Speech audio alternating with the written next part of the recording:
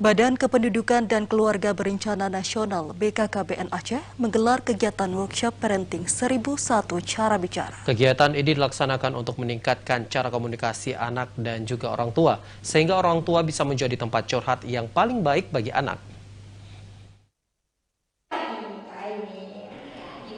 Di zaman yang serba digital, para orang tua memiliki tantangan dari dunia maya. Meskipun sulit, pendampingan orang tua pada anak remaja harus tetap terjalin. Hal itu juga untuk mencegah gagalnya orang tua mendampingi anak remaja.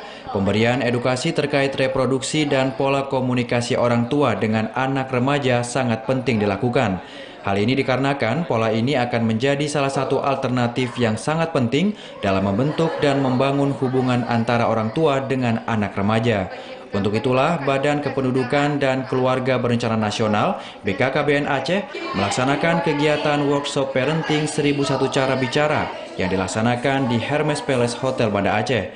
Kepala Perwakilan BKKBN Aceh, Sahidal Kastri mengatakan bahwa komunikasi yang baik antara orang tua dan anak dapat mencegah terjadinya kekerasan di dalam rumah tangga, dan anak pun akan merasa nyaman untuk menceritakan berbagai masalahnya kepada orang tua dibandingkan dengan teman mereka. Anak remaja itu adalah anak yang masa pertumbuhan, baik fisik, mental, dan pikirannya itu sangat berkembang sekali. Maka orang tua juga harus memahami perkembangan kejiwaan anak remaja itu, sehingga ketika orang tua itu tidak dibekali dengan kemampuan komunikasi yang baik kepada remaja, ini menimbulkan konflik-konflik.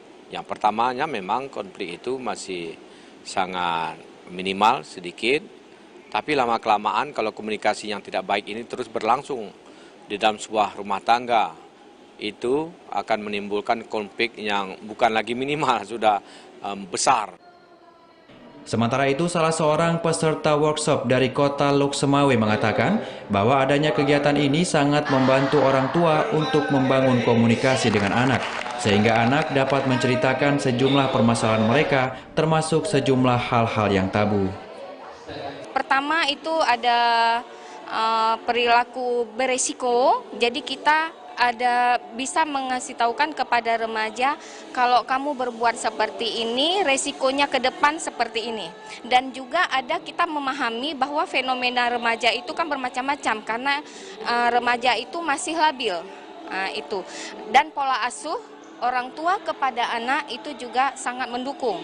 Nah, dari situ banyak manfaat dengan adanya workshop 1001 berbicara. Dari riset yang pernah dilakukan, bahwa sebanyak 62% remaja perempuan dan 51% remaja laki-laki mengaku berdiskusi kesehatan reproduksi dengan temannya, dan 53% remaja perempuan serta 11% remaja laki-laki berdiskusi case pro dengan ibunya.